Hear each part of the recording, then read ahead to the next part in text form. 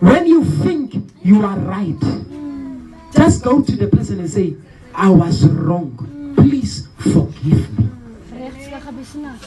Wanneer jy verkeerd of wanneer jy reg is, maak nie saak nie. Jy kan weet, jy weet man, ek was reg.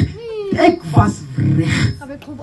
But because of righteousness, go back and say, my sister, my mother, I was wrong. Please forgive me. What do? You break the strong spirit in the person. And that person will know.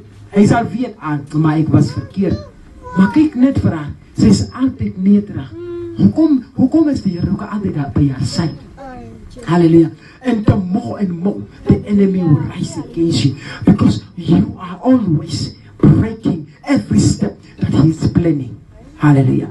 You are always being humble. You are always being forgiveful. You are inherited of kingdom of heaven.